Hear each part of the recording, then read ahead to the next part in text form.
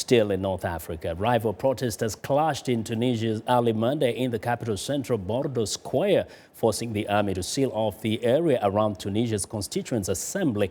Tensions have been rising over opposition efforts to oust the Islamist-led government following last week's assassination of a leftist politician. Henry Ridgwell reports. Thousands of protesters gathered on the streets of Tunis and other cities following the murder of Mohamed Brahmi. Many accused the ruling Ennahda party of involvement in the killing, a claim the party has denied. Speaking Friday, Brahmi's widow echoed the allegation. This violence happening in Tunisia is not a simple street fight between two parties.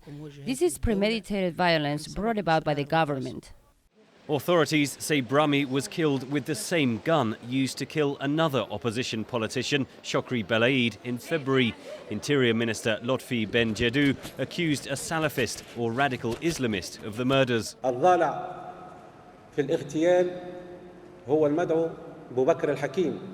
The person who is involved in the murder is Boubacar Hakim, who is an extremist Salafist already being sought on suspicion of smuggling weapons and bringing them to Tunisia. Chokri Belaid's murder in February prompted the biggest protests since President Zine El Abidine Ben Ali was swept from power in 2011.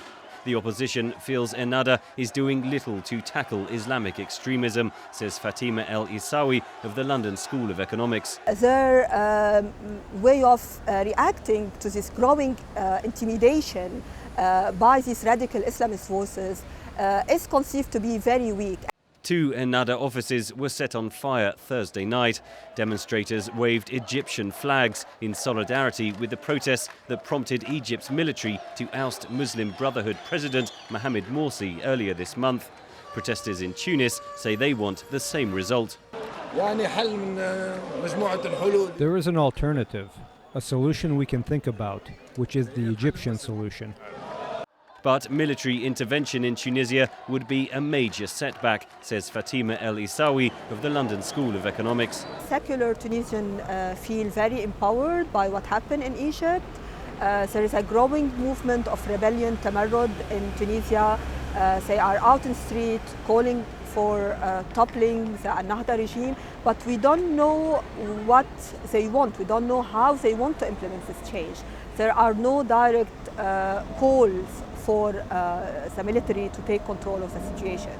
El Isawi says Tunisia's Ennahda party has lost an important Islamist ally in Egypt. They are definitely very weakened. They are very nervous. They are fearing to see the same scenario, the same Egyptian scenario repeated in Tunisia. The violence comes as Tunisia's lawmakers are finalising the constitution to be put to a public vote in the coming weeks before presidential elections later in the year.